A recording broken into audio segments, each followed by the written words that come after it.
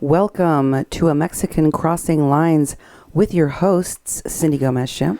And Duke Gomez-Schempp. You're listening to 88.1 FM, KPPPLP Fargo Moorhead, where we are adding local color to your airwaves. And tonight, I am going to be talking about the trade deal, the tariffs, the Mexico-U.S. negotiations, and what this all means, what details came out today in the press conference in Mexico held by President Andrés Manuel López Obrador, in which the Foreign Secretary Marcelo Ebrad spoke about the details of the negotiations here in the U.S. with Vice President Mike Pence and others, and why Mexico feels that it was able to stop the U.S. president from imposing tariffs.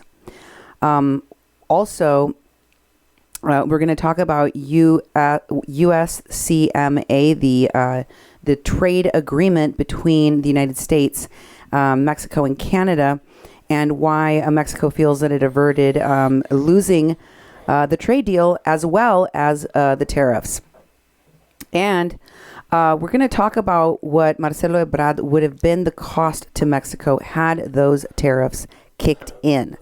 Why he's making such a big point of letting everyone know that he and the delegation that came to the United States did an outstanding job in stopping certain economic destruction for Mexico.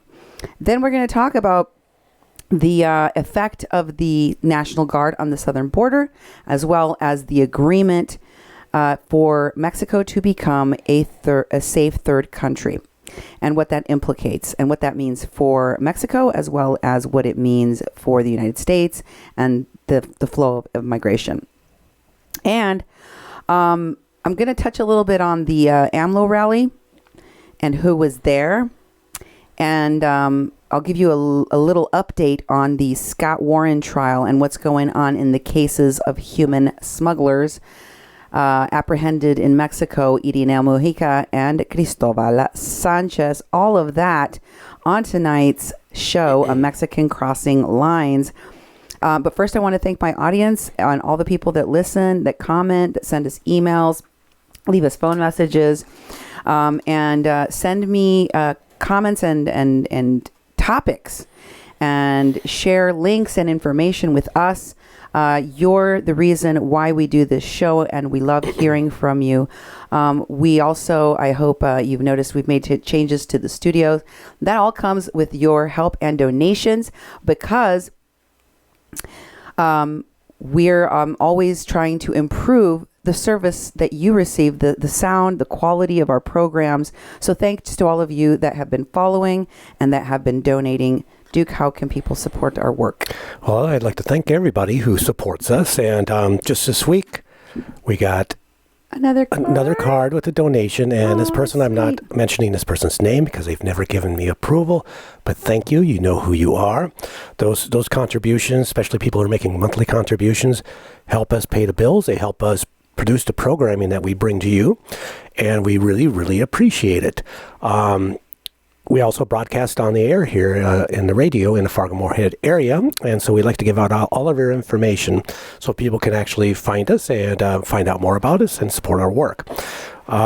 We have a call-in line, a message line, that's 701-566-0917. It's 701-566-0917. You can call that line and leave a message up to 3 minutes. That's if you want to talk to us and leave us a voicemail type thing. If you want to do an email, which you have a lot more opportunity to write things out and send attachments, you can send an email to Cindy at kpppfm.com or me, Duke, at kpppfm.com. You can tweet us at media_PPP and follow us on Facebook at 88.1 FM Fargo Moorhead, the People's Press Project, and Mexi-Can. You can find us on YouTube at Duke1570, Duke1517. It's actually under my name, Duke Gomez-Schempp, but if the channel's name is Duke1517. We've been asking people to subscribe, and we have reached our over 1,000 subscribers now.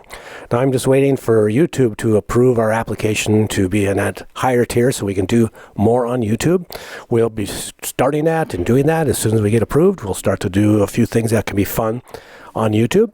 And we also upload our shows to kpppfm.com, which is our main website for our radio station. And if you go there, you can find out more about us, our programming, look at past programming, look at the YouTube videos that we upload on those pages, and the audio files that many of them go on the air here in Fargo-Moorhead. Also, when you're at that site, you can find out how to donate. Remember, we're a non-profit, non-corporation, non-commercial radio station in the Fargo-Moorhead region.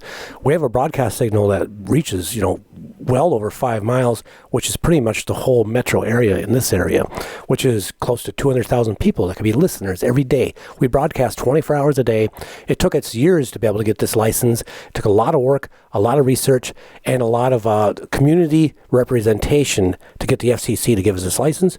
And we're going to continue to keep it. We'll have to reapply in a number of years, and we're going to continue doing that. And your donations make it possible for our organization to move forward, to get better, to use the resources wisely, and actually improve our programming. And that is thanks to you. So go to kpppfm.com/donate, make a donation. It's a tax-deductible donation, and we file reports with the IRS and the state every year. So there's accountability. So we really appreciate that. And pretty much thank you for supporting us, watching these live feeds, listening to our program when you're in the Fargo-Moorhead area, and going to our website and looking at past programming. We really thank you a lot for all the work you're doing and all the support you have given us. Thank you. Tonight, our audience is letting me know that the gate that had been open in El Paso, Conservative Anthony from Border Network News had reported there was a gate there that was, remember when we were watching that live stream, the gate was just open and he was trying to figure out why is this not padlocked? Why are people just coming through here? Wow. I'm being told by Kathy today the new fence gate got padlocked and chained by the International Board and Water Commission. Whew. Finally. How long has that thing been open? A long time, I think. Oh my God. Finally, something happened. And I guess maybe it needs to just be repeated. People like myself, people like Anthony, people like Oscar El Blue Ramirez just need to keep telling folks here in America what is going on so that something will be done to stem this mass migration, which is really part of an operation, of a human smuggling operation. And why it is so important for me that you here in America, all of you folks here in America, understand what's really going on with this deal that was made by the president is that, it says, no, Cindy, they can't close it now. No, they locked it. What? Wait a minute. They're telling me that they locked the gate open, so it's permanently open. They padlocked it open. Wow. That's crazy. Now it's wide open. Now it's even worse than when it just had the wow. Okay, that's horrible. I guess that's horrible news. Hopefully, folks, we have to continue to say where these issues are. We have to continue to speak up and hope that the media spreads the message far enough so that it reaches the ears of the president, far enough so that our institutions that are protecting our border will go and do something about this. Something like that doesn't happen without it being allowed to happen. That is pretty sad. Now, let me tell you that at the southern border of Mexico, they have deployed 6,000 National Guard in Mexico to stem the flow of people on the Mexican southern border. But today, folks, I saw a video that one of our listeners sent me where people are crossing the Suchiate River on a raft. Now, for those of you who don't understand what that means, let me explain a little bit about the Suchiate River. The Suchiate River at different times, depending on the level of the water, can be crossed where the water only reaches up to your ankles. Like, it could be very, very shallow at times. So it's also the way that people cross into the Mexico without being counted, without having their documents checked, without informing Mexico that they're coming into the country.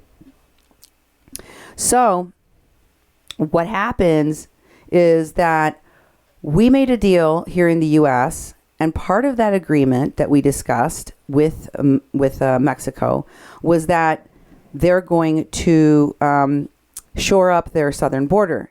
And part of the show of support and part of the follow-through that Mexico apparently was putting out in the media was that 6,000 troops were being deployed. They showed them on TV. There they go. They're marching toward the southern border. It was all done outside. People could see, right?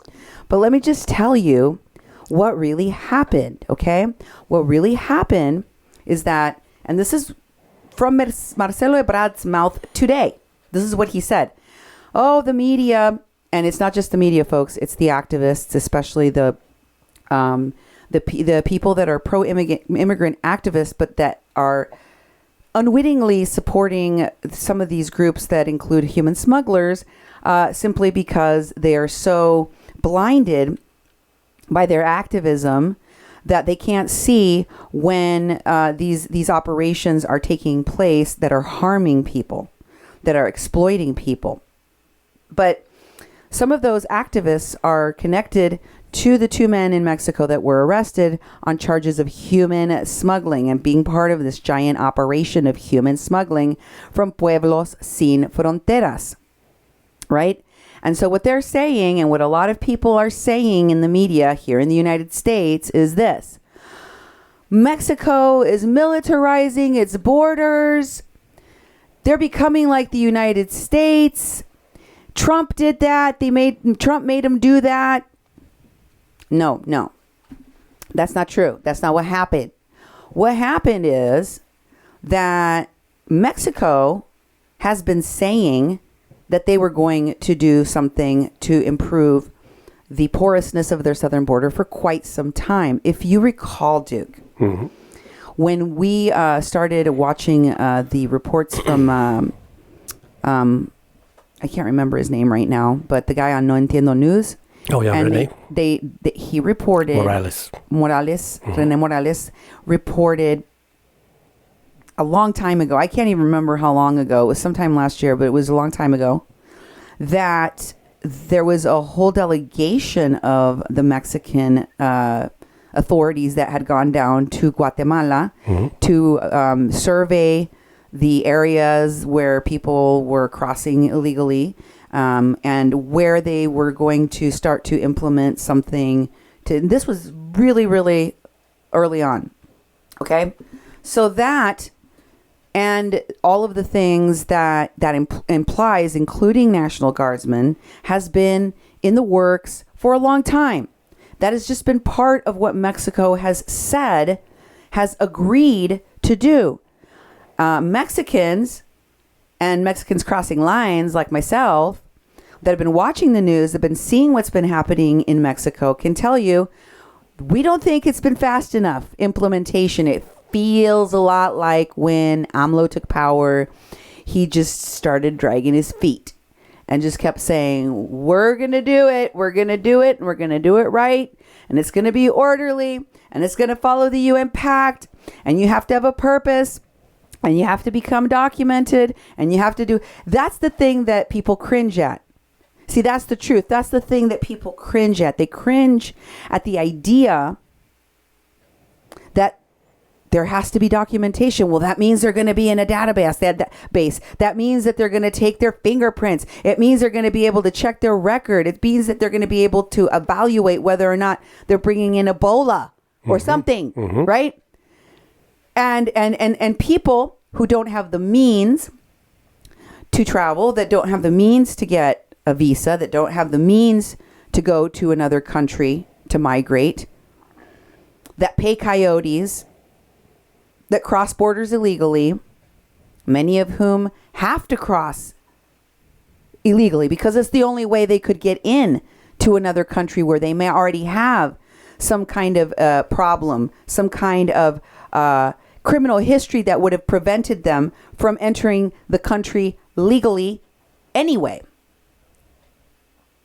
Those people don't like the idea of Mexico forcing the documentation of everyone that comes into their country. Those people don't like the idea that the United States is on the same page as Mexico. Mexico's never been on that page. Mexico's never said, we demand that everyone that come into our country. They just basically had an open border policy. Mm-hmm.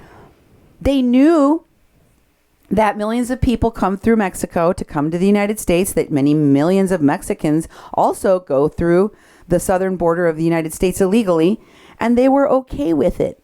You know why? Because the people that come here to work and send money back to their countries form a large percentage of those countries' income. Billions and billions and billions of dollars. The president of Mexico and Marcelo Ebrad, I'm sure, would be happy to concede these facts because they're true. But nobody was prepared, not even in Mexico, to deal with the number of people in these mass migrations. And the president of Mexico and Marcelo Ebrad and Olga Sanchez de Cordero, all of them with the straight face, have been saying, we know the reason for the caravans and the mass migration. It's poverty, stupid. It's extreme poverty in those countries. It's a lack of economic development in those countries. It's the instability that they face because of gangs and because of dictators and because of the United States. We did this to them. Mm-hmm. You know, the United States did this to them. That's what Mexico's president and people from his administration have been repeatedly saying, that, you know, that's what's going on here. When it's obvious to anyone in Mexico and in the United States that this is not organic, this is not normal, that it is orchestrated and it is financed and it is led by forces that have nothing to do with the migrants themselves, like Pueblos Sin Fronteras, like Al Otro Lado and other unscrupulous lawyers groups that are taking on these cases for asylum, which is a loophole in our American justice system that a lot of these unscrupulous people are choosing to exploit at this time. So, with all of that in the background, President Trump says, someone told me today, and I thought this is a great way of describing it, like a parent, like an angry parent, and said, Trump said, okay, this nonsense is going to stop. We have not been enforcing people coming into the United States illegally in a harsh way. We have not been taking all of the measures necessary to shore up our southern border and fill the giant gaps, holes, where people would just drive through and continue to pour into our country. Not while this crisis is happening. So y'all are going to have to do what I tell you to protect this country, and we're going to fix this right now. And he means it. He's actually trying to do it. But nobody has ever meant that. Anytime the topic of fixing our broken immigration system has come up, whether it has been Republican or Democratic presidents, everyone has just thrown their hands up in the air and gone, nope, it's not fixable. Nobody wants to fix it. And the reason it's not fixable is because nobody wants to fix it. Nobody has wanted to fix it. Trump said, oh, we're going to fix it. It's going to get fixed. I'm not asking. I'm saying. And that's exactly what Marcelo Ebrad said in his press conference, giving more detail to Mexicans about the deal. Okay. First of all, I want to start off by telling you that he said that, and the president echoed, that when they started the negotiations, they were extremely, extremely tense. To quote Ebrad, he said, we were greeted by Vice President Pence. Sorry. We were greeted by Vice President Pence with an ultimatum, practically, almost an ultimatum. Except for, you can take out the almost part. In other words, it was a total ultimatum. Either you stop the flow of mass migration over our southern border, or tariffs happen. Or tariffs are going to happen. We're not going to discuss anything else. We're not going to negotiate anything else. Either you do this, or tariffs are happening Monday, period. And he said, it is the most ugly confrontation between Mexico and the United States that has happened in memory, in history. They were like, this was really, really bad. It was very, very bad. It was very bad. This was going to be the equivalent of economic annihilation of Mexico over a 4-month period, a 5-month period. Because remember that the tariffs were supposed to increase by another 5% until they reached 25%. Like, Trump basically announced, I am going to start choking you at increments of this much pressure until your head pops off. And Pence greeted this delegation with the numbers of people that had crossed into the United States undocumented in this mass migration in the last month. He showed Ebrad, look, 140,000 people plus. If we have this number of people crossing, and even on an average, we have this number of people crossing, by the end of the year, it will have been 1,600,000 people plus already in the United States. This is not sustainable. We will not continue down this path. In other words, the way that it was put to Marcelo Ebrad and his delegation is, stop this now or else. Don't fight me on this. We're not negotiating over this point. So, the first day, as you all heard, didn't go too well. As you heard in the media, people were like, President Trump tweeted, we had negotiations, people talked, words came out of their face holes. Not enough.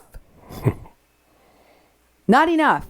And the way, to hear Ebrad and the president of Mexico talk about it, they were like, so it was really uncomfortable because they were basically going, okay, you haven't done all of these things that we think you could be doing. And these things that we think you could be doing are similar to the things that Trump is doing, that America is doing to stop the flow, which is shore up the border at the south part, right? Also, get more enforcement down there to deport people, to stop people, to check people. You got to do that part too. And also, you need to have a more strict enforcement of your smuggling laws. You need to help us stop this smuggling and trafficking operation that is going on. And Mexico is like, sure. And then over the next 24 hours, Mexico arrested 2 of the smugglers. And then in the next day, 26 bank accounts were frozen in Mexico that were part of this smuggling operation. And the Mexican president sent 6,000 troops to the south. All very good. Shows of, support to the American president to say, okay, we're going to do the thing. We're going to do those things. But the reality is, Ebrad, in the face of Mike Pence, in the United States of America, has to say, sure, we're going to do the things. But in Mexico, AMLO has said and repeated at the rally this weekend, we are a country that respects human rights. We are a sovereign nation that will deal with this human crisis, because that's what it is. It's a human crisis the way that we feel is the most correct way, the way that we think is the best way, which is, of course, to attack the root causes of this mass migration, which is poverty in Central America and lack of opportunity. And we will. And the President of the United States will not stand in our way of doing that. Ebrad, today, in that press conference, echoed what the president said at the rally. And he said, we are going to get to do it our way. Our way.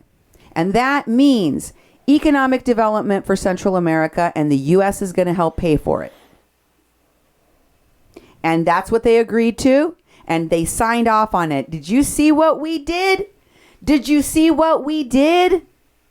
He was like slamming, like he was like dunking on the press conference media, letting them know, look what we did in the United States. We went over there, and he made a point of this, Duke. He goes, look, y'all seen Trump tweet, right? You guys have already seen what Trump is really like in the media.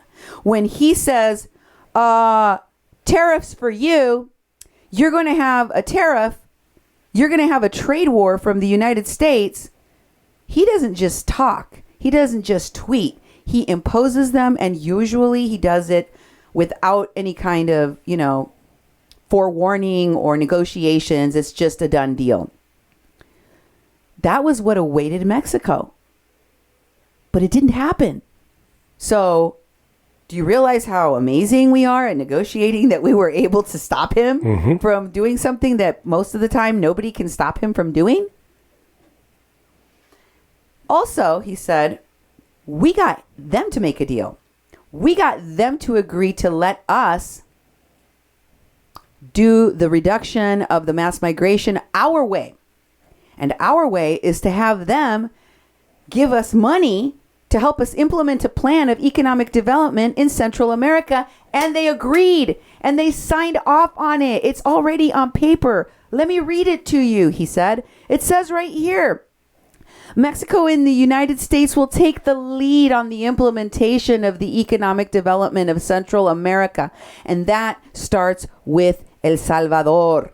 That's what we started with the president of El Salvador, said Marcelo Ebrad. You didn't hear that in the news up here, did you? Nope, not at all. Only here on a Mexican Crossing Lines. And also, and it was stunning. It was stunning what he said. He goes, because, toward the end of the press conference, Duke, people were like, so there's like 70 million people in this country that are in poverty. A large percentage of that is, more than 25% of that is extreme poverty. And we have been in a financial crisis for the last 60 years. So how exactly are you going to give people economic support? How are you going to give them an education and housing? What did the Mexican humanitarian aid package include? Education, healthcare, and jobs. When Mexicans are struggling in that arena, there are a lot of Mexicans waiting with their hand raised for Marcelo Ebrad to ask him how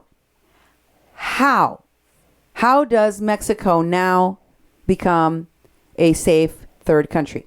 Before I jump ahead to that, I just want to say that Ebrad, from the moment he opened his mouth, began to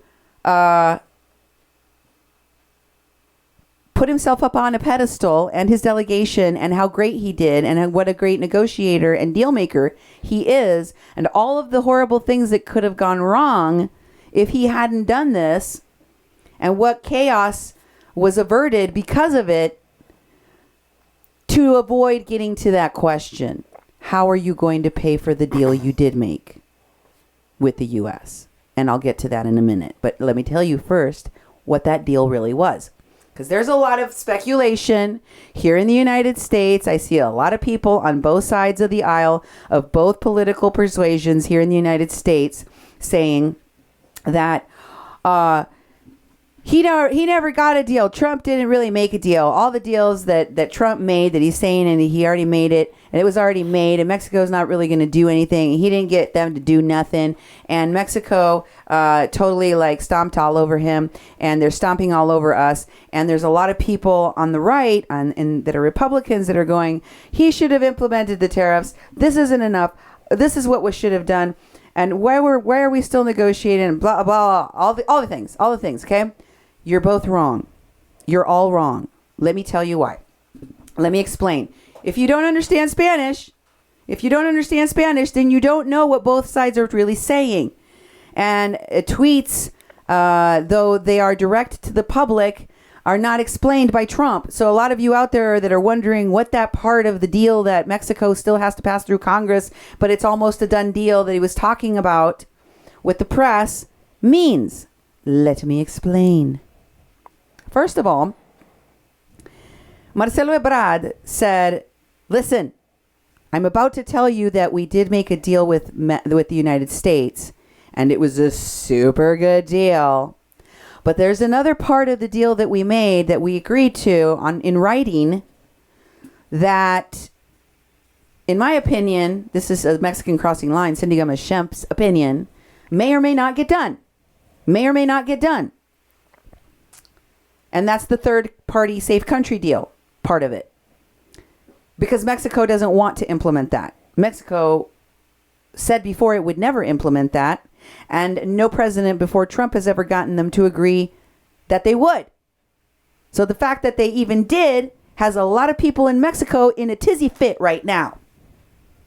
And AMLO and Ebrad are deflecting like Wonder Woman. They're like, da, da, da. I'm not going to answer how we're going to pay for that. I'm not going to answer. And these are the things he was saying. He was like, listen, we did something amazing. There was going to be a trade war. Nay, I say the complete dissolution of trade agreements between Canada and the U.S. and Mexico. That's what was going to happen because, as you know, we were operating under a trade agreement. Mm-hmm. And that trade agreement needs to be ratified in the U.S. Congress. And that trade agreement has to be ratified by us. But not if we're in a trade war. Not if we go into a trade war. And of course, we would have to have retaliatory tariffs on the U.S. products as well. And this race to the bottom would have had this kind of an effect on Mexico.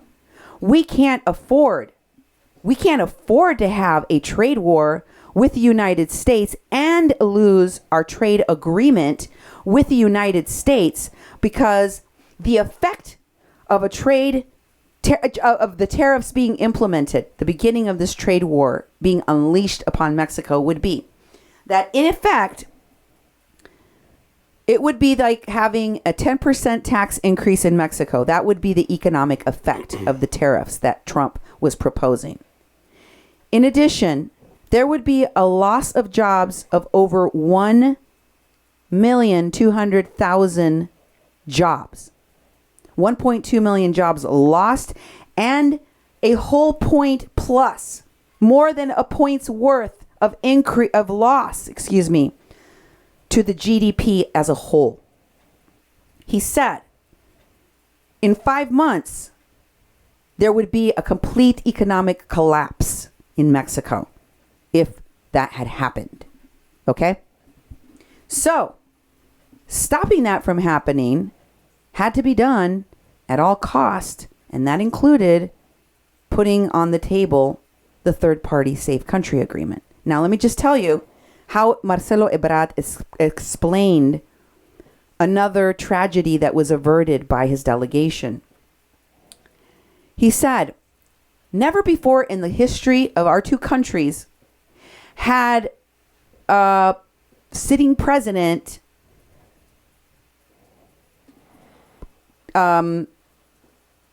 fused together the two issues of economy and migration.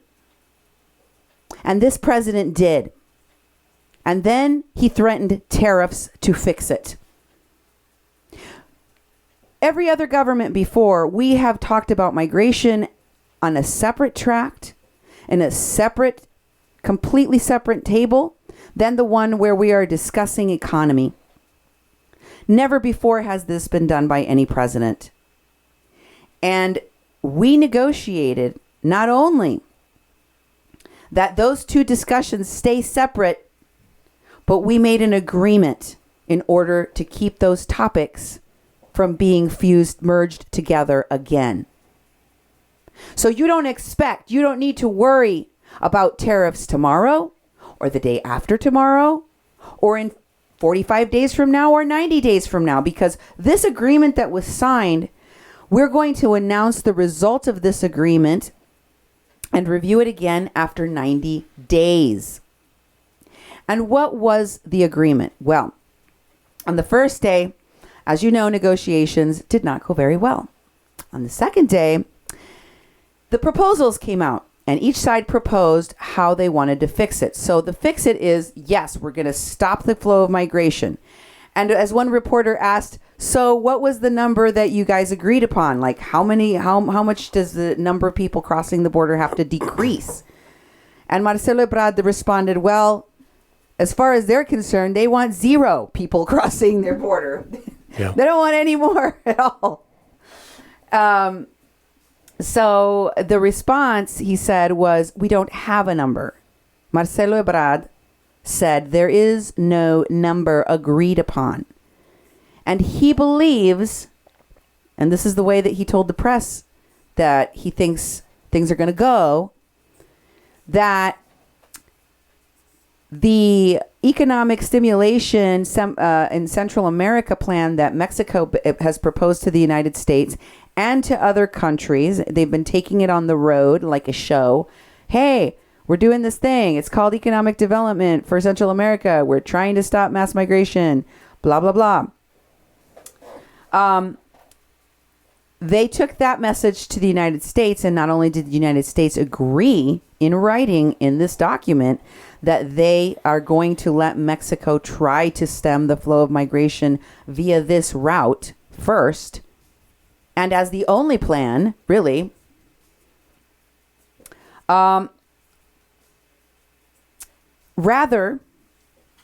than implementing this third-party safe country thing.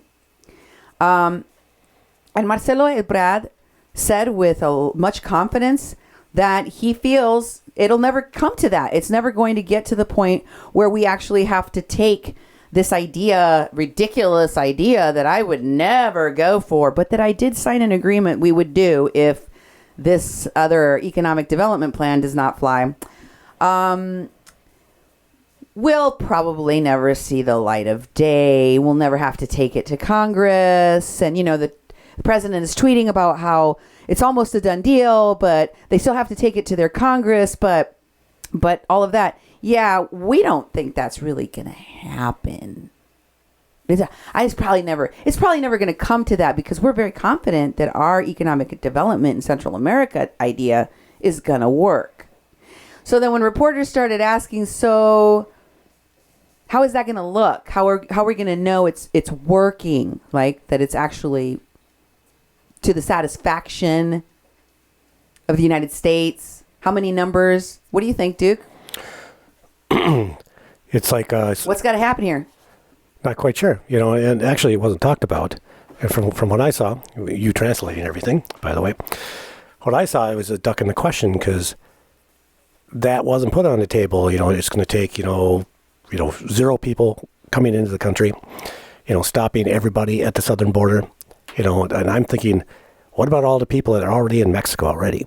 They're still wanting to go through Mexico and go through the border cities and get into the United States. And evidently, they'll ship them all back to Mexico. And then what? There's still going to be, close to 1 million people. And so it's not clear. It's not really a clear, this is the indicator that'll show their success. There's a timeline and there's this effort, but there's really no clear numbers of how it can be evaluated that I can see.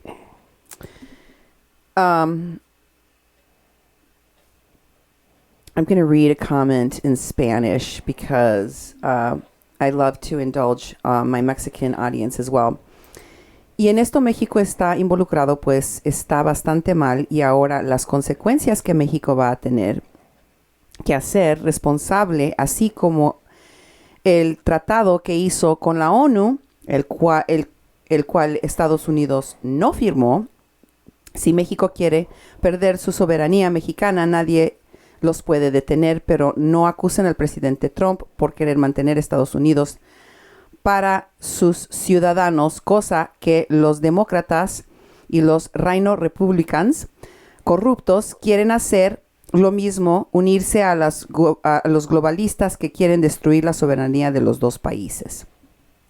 So let me just translate that comment for all of you. It says, and this is what Mexico is involved with, and it's pretty bad. And now also the consequences of what Mexico will have to do to make themselves responsible, just like they did with the signing of that UN pact that the United States didn't sign. And if Mexico wants to lose its sovereignty, well, I guess no one can stop them, but they really should stop blaming President Trump for trying to keep the United States for its citizens. Something that the Democrats and the Rhino Republicans that are corrupt want to do as well, which is unite themselves to globalists and destroy the sovereignty of both countries. Thank you for your comment. What do you think about that, Duke? That's what a lot of Mexicans have been saying. Well, I don't know. It's like I've seen a lot of action lately with Trump. I was so thinking that he, when he threatened to close the border down, didn't do anything, and then he started doing his tariffs, and things got negotiated. And I've seen Mexico just do something and come up with a plan. And I've heard a lot of people say, you included, that why wasn't Mexico doing stuff in the first place? Why are they waiting so long? So it's like, I was pretty skeptical, but actually I'm kind of like going, this is kind of moving, and because this has been a problem. I mean, we've been covering this. We've been covering. There's a huge problem. It's not organic. This is a planned thing that all sorts of these people are cashing in. This is not what you seem. Just not a natural migrant stream of people leaving their country to come to a better land and a better life. This is something being orchestrated, and we've been talking about it for 6 months. Now, all of a sudden, Mexico's sending people down to the southern border to fortify it better. It's like it took that long after over 1 million people came through. And then Trump threatens a tariff, and boy, within a week, all of a sudden, there's troops being deported and U.S. troops with Mexico. It's like they should have been asking for aid right away from the United States, and they never did. Do you know what I heard when Marcelo Ebrad said to that reporter, look, we're not having to sit here and sweat the idea of tariffs and economic destruction for our country now because of what I did and my great negotiating skills in the U.S. Not just tomorrow, not just next week, but for the next 3 months. Mm-hmm. I got my way. We got our way. Yeah. And all we had to do was send some soldiers marching down to the southern border and sign a piece of paper that says that if our other plan doesn't work, we might take this agreement to become the third party, the third safe country, to our Congress and see if it flies. Mm-hmm. That doesn't sound like it puts Mexico right in the crosshairs to force their hand, to stop, to do more to stop this mass migration, does it? And that's one of the things that I think as Mexican Crossing Lines concerns me, when I know at the same time that a lot of the folks in this mass migration have been exploited by human traffickers and human smugglers like the ones that were arrested. Now, let me tell you that there is another part of the agreement that says that Mexico and the U.S. will be teaming up and sharing information to combat human trafficking and smuggling. hello, weren't we doing that before? Yeah. What the hell is going on? Mm-hmm. How do you do that? If you're talking about human trafficking and smuggling, you're crossing borders. Mm-hmm. Why wasn't that already a thing that we were doing? Yeah. And like, what does that mean now? Like, what does that mean? What kinds of new information will we be sharing now that will make this more streamlined and effective? Mm-hmm. Honestly, I personally, I believe that one of the most important things in our combating of human trafficking and smuggling and these lucrative fraudulent operations that involve many times gang members on both sides of our borders and sexual predators and kidnappers and murderers and a whole host of other ugly things, right? The way that we need to get to the heart of that is that we need to have a strong enforcement. No law exists without enforcement. If the law exists and nobody's enforcing it or is not enforcing it properly, then it might as well not exist. Okay, that's my point. So what have we been doing here in the United States and especially in Mexico with regard not just to immigration in an undocumented way, but to the cracking down on human traffickers and people committing frauds on both sides of the border, unscrupulous lawyers, people practicing law without a license, people defrauding migrants, fake lawyers doing all sorts of things from creating fake families to telling people they're going to give them documentation that they never do or selling them fake papers or what have you. Precious nothing has been done. Precious nothing has been done. There is no authority that has taken on this issue and said, we're going to crack down on this and we're going to start cracking some heads and we're going to start throwing some people in jail for a long time and making examples out of them so that we know, so that they know, so that everybody is put on notice. This ends here and now. You can't do this anymore. How serious is President Trump about it, I wonder? How serious truly will President Andrés Manuel López Obrador be? I don't know. All I can report to you is what I see. And what I see so far is that the first thing, if you're trying to give your country's southern border a facelift and right after you got threatened with tariffs that could cause economic destruction to your country, I would be making sure to monitor that Suchiate River and make sure people are not crossing in giant rafts. Just to make sure, on the first day back, we're all on the same page and you're seeing good things coming out of me. Yeah. Because otherwise, I'm going to think you're a joke when you're enforcing this. So you had some National Guardsmen march on a street that looks like it's headed down to the southern border, and that's it? You're not actually doing anything with them? They also cleaned out the plaza. And, the public parks and plazas in Chiapas were kind of being used like hotels. Oh, yeah. They weren't even available for public use anymore because they were overrun by people. So if you want to give a real facelift, both here in America and in Mexico, we have to do more than pay lip service to the idea of enforcement. And that means cracking down on Scott Warren. And that means cracking down on Cristobal, Sanchez, and Irineo Mujica. That's what it means, folks. All of the people crying, all of the people saying, Scott Warren was going to save someone from imminent death. No. The people in Mexico that went to the AMLO rally, they were all over the place, folks. I believe Oscar El Blue Ramirez confirmed that there were a lot of activists at this event, a lot of these Antifa, a lot of these Mexican-American activists clamoring for the immediate release and dropping of all charges of Irineo Mujica and Cristobal Sanchez, human rights defenders. And they were posting videos and talking days before, the day of, and afterwards about how they got a letter to the president and let him know that they demand the immediate release. And that now, today, Duke, I watched a clip that one of our listeners sent me from Univision, who I don't even understand anymore. I don't know what their agenda is, but it is not good for Mexico. And I'm just saying that based on that hit piece they did on the report I did on Irineo Mujica and the other traffickers that I'd shown you concrete proof of doing criming in the U.S. and in Guatemala and here in Mexico. And guess what? Univision had this dude on talking about Irineo Mujica and Scott Warren. Most Mexicans in Mexico don't even know who Scott Warren is or No Mas Muertes and don't care. And don't care. They don't care. But there's like, well,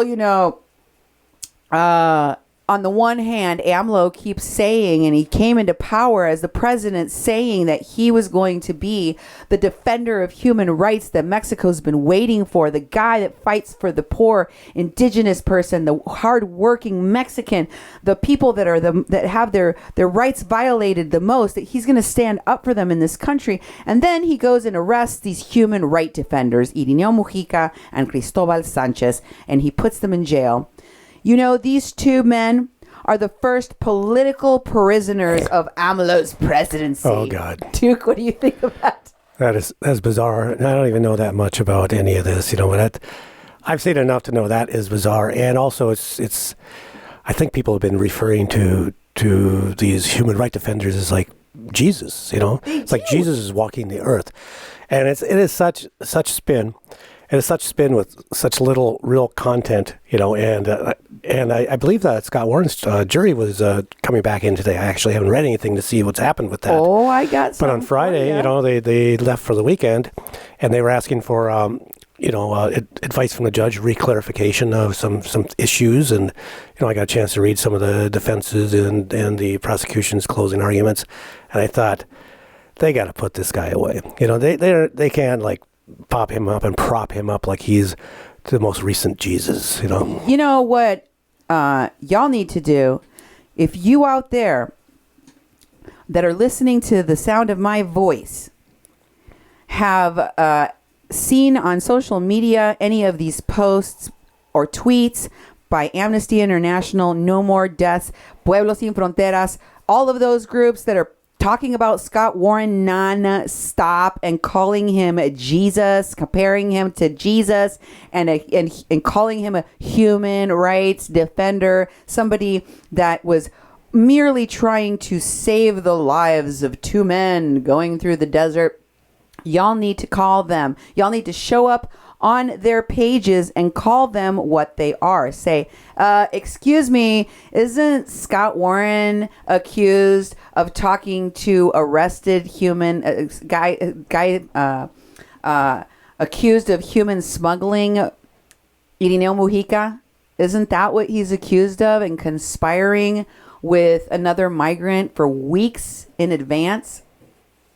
That these human smugglers are connected to kidnapping groups that are connected to kidnapping minor children, unaccompanied minors in Mexico, providing drugs to the caravans, and a whole lot of other ugly things we have shown you, forming fake families, falsifying documents and marriages, fake marriages, so that they can defraud the U.S. government by making fraudulent asylum claims. And we've shown you the paperwork and the proof right here. We've shown you the unscrupulous lawyers groups that are now even flying their clients through Mexico to get to the Tijuana border. And these people have the audacity and the nerve to call these people human rights defenders on the level of Jesus Christ. Mm-hmm. Are you kidding me? I need all of you people out there that have been watching my shows, that have seen the evidence that we have presented. You need to remind it every single time you see those folks, those posts, those tweets, these people talking about Jesus and human rights in connection to Scott Warren, Irineo Mujica, or Cristobal Sanchez, to shut their mouth immediately. Cállate. Because they don't know what they are talking about. I don't care if it's because they're bleeding hearts or if it's because they're simply ignorant. They need to be stopped. And the President of the United States needs to know that he cannot pardon these criminals. If there is, for whatever reason, some some Kardashian out there or some other person that tries to tell President Trump to pardon this man if he is convicted, when I swear to God, when I hope he is convicted and punished, then he should not be given a pardon. That would be the worst possible message to send to the people in this human smuggling operation making millions upon millions of dollars who feel that they are getting away with this. We cannot have our president, after our judicial system fails us, we cannot have our president fail us too. He needs to punish these people harshly, and he needs to request that the Mexican government extradite Irineo, Mujica, and Cristobal to the United States immediately to face the music here. Listen to a piece of this article that came out just 30 minutes, 40 minutes ago, an hour maybe, on, once again, the Tucson.com from the Arizona Daily Star. Titled, "No Verdict Yet in Human Smuggling Case in Tucson Federal Court." Oh my God, that's the most honest headline I've read from them so far, by Kurt Pendergast. And it says that the jury is still deliberating. Okay. Still no response from the jury. And that he's accused of harboring some illegal border crossers, excuse me, in a building called the barn, which was it's an abandoned building. Mm-hmm. But here's the thing, guys. Here's the thing. These criminals, these human smugglers, they tell you, oh, we didn't have a plan. We're not organized. We're just out here volunteering, not making any money off of this like organized crime would. No. We're delivering water and supplies to the desert to save lives. That's it. That's all we're doing. When in fact, by the very presence of their excuse, you know that it's not true. Because what they are saying is that you cannot charge them for harboring, okay? They can't be charged for harboring and whatever the other charges in this conspiracy with Irineo, Mujica, Pueblo Sin Fronteras. Is that, oh, it's not my building. It's not my property. I don't live there. That's not my building. So if it was my car, if it was my house and I was harboring them in there, and it was a safe house and part of a smuggling operation, well, of course, then I would be criming. But that's not my building. We've just been using it for the last however many years we've been an organization. And see, that's where your argument stumbles and falls flat on its face. Because the fact that building is a well-known to not just the volunteers, but to area locals, to area organizations, and to other organizations, or should I call them other members of the smuggling operation, that are in the area. Everyone knows, it is an open secret that is the base operation place, one of them, of No More Deaths.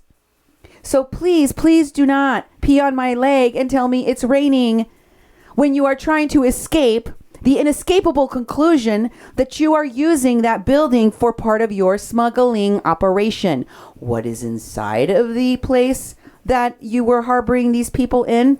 Why, your property, your water jugs, your food, your medical supplies, your property of No More Deaths or of Scott Warren.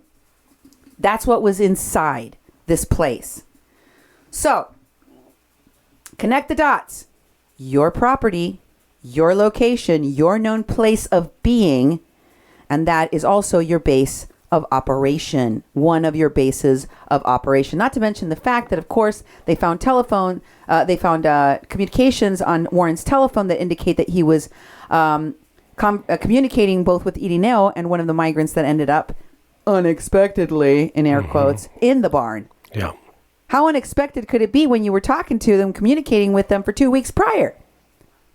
How unexpected and unplanned can it be when you have people like Irineo Mujica driving people directly to the barn? That don't make no sense. But also, let me just say that one new piece of information that came out in this article from the Daily Star, Arizona Daily Star, that I found to be interesting is that it says that Warren's defense lawyers argued he simply tried to alleviate the suffering of the two men. Oh, yeah. He's a hero. This, who unexpectedly showed up at his barn, not his barn. Yeah.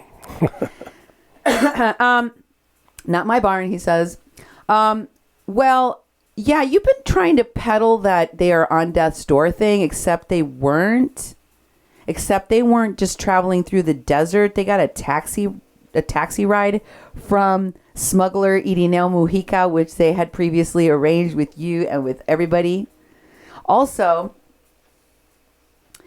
alleviate the suffering would mean in some kind of first aid terms that they were on their last leg, they were gasping their last, they were dehydrated and or dying. And that's what the prosecution has said has never been part of this case and is not being prosecuted by this prosecution, by this prosecutor. He has said, we are not prosecuting humanitarian aid. These people were not in immediate distress, and therefore no immediate humanitarian aid was required or necessary.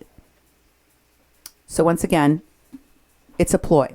Mm-hmm. And then, of course, it says that in the 2-week trial, federal prosecutors said that Warren had conspired with a nurse, in addition to Irineo, and the migrant that ended up in their barn. They're not barn. He conspired with the nurse. This is the new piece of information. And the operator of the migrant shelter in Sonoita. And guess what? I got inside information that those operators in Sonoita are connected to the cartel. That's what the volunteers surmised from their contacts with these very scary, brand new shelter operators run by Irineo Mujica. Because that shelter has new people managing and operating it, and they're feared to be connected to the cartel by the people, the very same volunteers that work with Scott Warren. So, there, I closed the circle for all of you. There it is. I closed it. Anyway, that's all I have for tonight. Thank you for being with me here on A Mexican Crossing Lines. Please spread this message out to everyone far and wide, and have a great evening.